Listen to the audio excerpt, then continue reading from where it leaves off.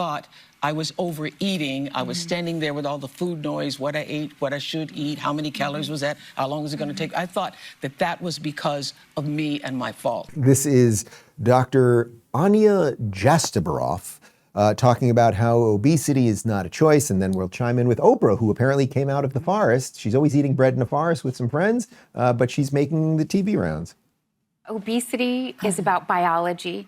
Obesity is not a choice. It is not a personal failure. It is not something that someone decides to have. 2/3 of Americans did not wake up one morning and decide to have a disease. All these years, I thought I was overeating. I was standing there with all the food noise, what I ate, what I should eat, how many calories was that, how long was it going to take. I thought that that was because of me and my fault. Now I understand that if you carry the obesity gene, if that is what you have, that is what makes you overeat.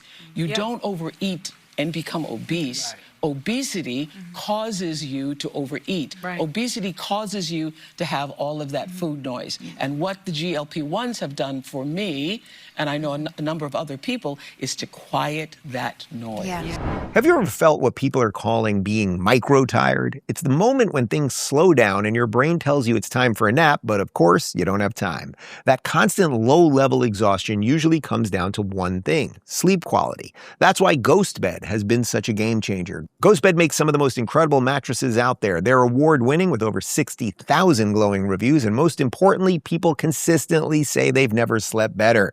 Ghostbed mattresses are designed with cooling features in every model. They actually sense your body temperature and adjust so you're never too hot or too cold. And unlike those dense foam beds that trap heat, Ghostbed uses layers of perfectly crafted support that move with you and keep you properly aligned. Every Ghostbed comes with a 101-night sleep trial. If you don't love it, you can return it for free and get your money back. Right now, Ghostbed is offering their best deal of the year, plus an extra 10% off when you use code Rubin at ghostbed.com/Rubin. These prices are incredible, so don't miss it. That's ghostbed.com/Rubin, promo code Rubin.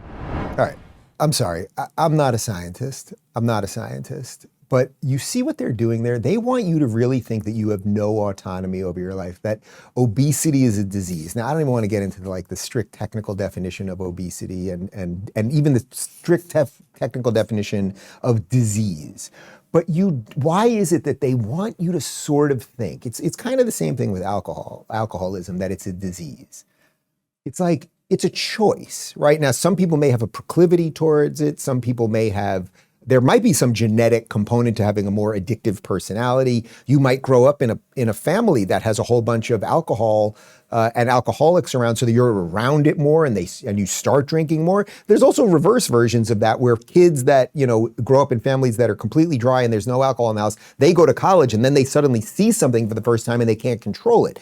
But the general notion there that the doctor wants you to think that obesity is not a choice, and then you have Oprah backing it up. It's like, Oprah, you could just eat less. Now, I'm not saying you don't have some sort of proclivity or anything else. You could just eat less. Spend less time in the forest eating bread. Do you remember that commercial? Yeah, that she was just always in the forest with a chandelier under a tree eating bread. It was like, lady, how about take a walk instead? But okay, so you could, but they don't want you to think that. It's like alcoholism. Drink less. You may have some conditioning towards it, right? I love tequila. I don't drink tequila 7 days a week. I drink maybe 2 days a week, right?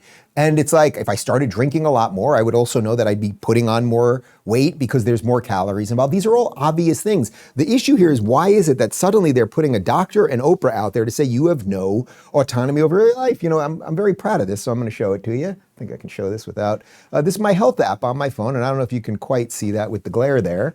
But over the last 7 days, you've worked out for 1 hour and 53 minutes a day.